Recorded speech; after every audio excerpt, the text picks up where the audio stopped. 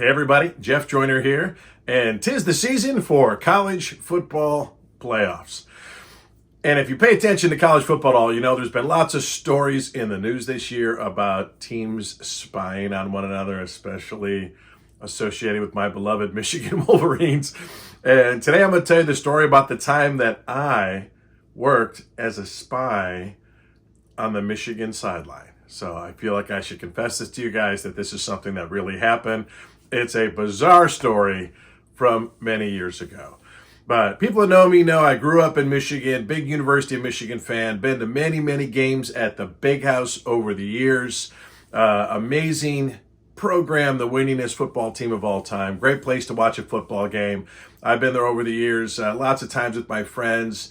Been to Notre Dame games with my friend Dale, who's from South Bend, and seen Michigan whoop Notre Dame many times.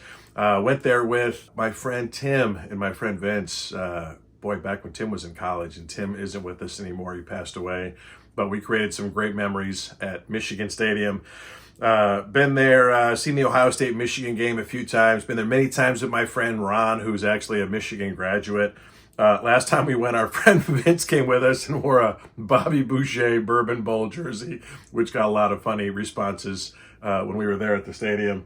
Lots of great memories there at Michigan Stadium. But the time I want to tell you about today is my very first game at Michigan Stadium, and it was in 1995, probably before some of you were even born watching this video. And I'd never been to a game growing up, but my friend Doug, who I haven't seen in years, but we used to be really good friends, he lived in Kentucky but was a big Michigan fan. Someone gave him 2 tickets to see Michigan versus Northwestern, and he graciously invited me to go, and I was so excited. So we went up the day before and just went out to check out the Big House. And, don't know if we can even get in there, but maybe we can, look around. So sure enough, the gate was open. We go walking right in there. And the stadium is awesome. Back in those days, it sat, I think, 104,000 people capacity. Now that they've done some expansions, I think it's up. I think the record is like 115,000. The biggest or one of the biggest venues to see a sporting event in America, and really, really cool place. So we went exploring all around, walked all around the stadium, actually went into the locker room. There was no one stopping us. We saw the famous sign there that says, "Those who stay will be champions." And we thought, man, how awesome is that? And that certainly has proven true the last 3 years as Michigan has whooped up on Ohio State and won the Big Ten championship. Then we went to the M-Den, which is the legendary merch shop that Michigan has. That's actually where I bought this cool hoodie, was at the M-Den. And just really cool walking around and seeing this place that we'd only ever seen on TV. So we came out of the locker room, and there were some guys down on the field playing catch with a football. And so we go down there. Excuse me, let me get a sip of coffee. Out of this awesome coffee mug. There's some guys down there on the field, and we see that they have ESPN shirts on. And so these are guys who work for ESPN. They're playing catch with a football down the field. Well, that'd be kind of a cool thing to do. And so we go walking all the way down there. We just walk out. There's a gate that's open. We walk out onto the field and like, "Hey guys, how you doing?" Say, "Hey, we're big Michigan fans. We're from out of town.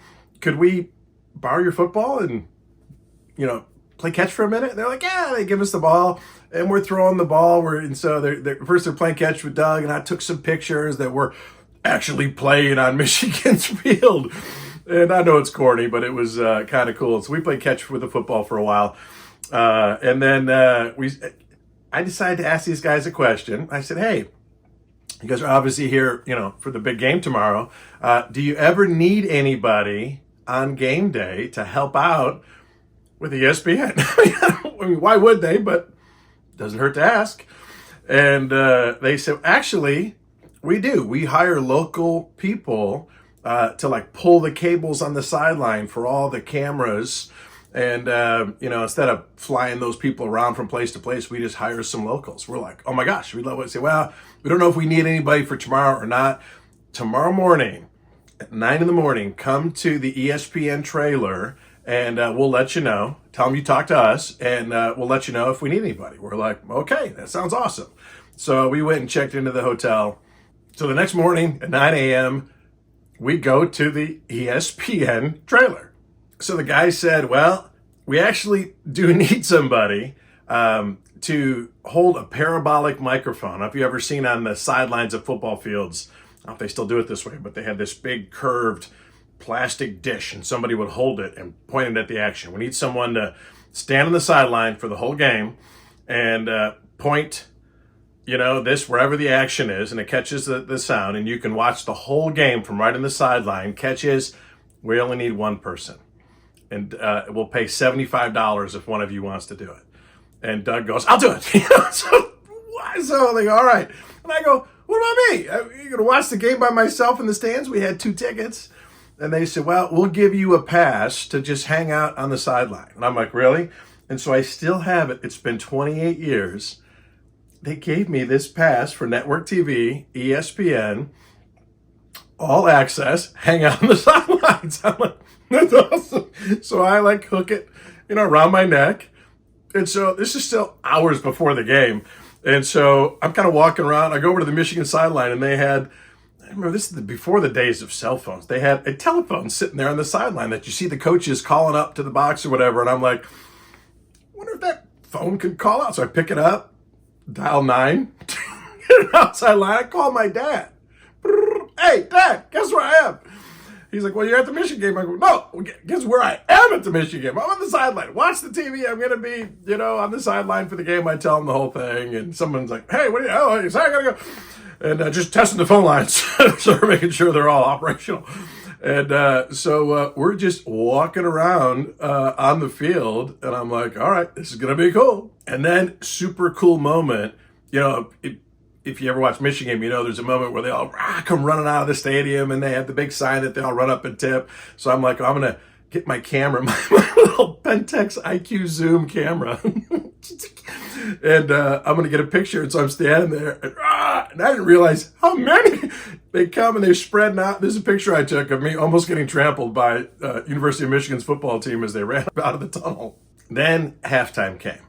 And they had told Doug, don't go up during halftime to get some food because you might not get back down in time. I mean, it's like 1,000,000 stairs to get back down. And I said, well, I'm going to go find some food. Well, my pass had these little tear-off things on it, and one of them said, lunch buffet in the press box. So I go and I find an elevator that says to the press box. I show my pass. I go up. There's someone there, tears off my little ticket, and they got this awesome buffet with all the hot dogs and pulled pork and filled up a plate, all this candy, and I got a bunch of really nice lunch hanging out up there in the press box. And nobody said anything to me. Nobody asked who I was or what I was doing there. I'm watching the game, and unfortunately, Michigan started to struggle. I did get some cool shots. And you can only imagine how silly I looked next to these professional photographers with their giant lenses. And I got my little Pentax camera. Here's what it looked like. But I did. Here's a picture I snapped of one of Michigan players just missing a touchdown out of bounds. I got a cool shot of one of Northwestern's players scoring a touchdown. But unfortunately, Michigan was struggling, and they were undefeated going into this game. They're playing Northwestern. They're barely in the Big Ten. They don't beat anybody. So as I'm just kind of watching the game and walking around the stadium and looking at the game from different angles, I decide it's the fourth quarter now. I go over to the Michigan bench, and they're behind and they're trying to come back and win this game. And I'm watching them game planning, and this was the spy moment. I took my camera and I started taking some pictures. And right after I took this picture right here, as they were drawing up some plans, the guy with the marker, the coach looks up at me.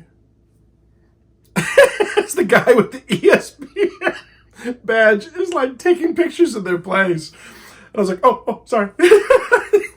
But I took some pictures right when the game was winding down and Michigan was losing their first game of the year. And some of the players were crying and really upset, very passionate.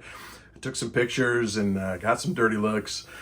And but that was my time spying on the Michigan Wolverines. And kind of a bummer that Michigan lost that game. It was Northwestern's biggest win in a long time, maybe ever.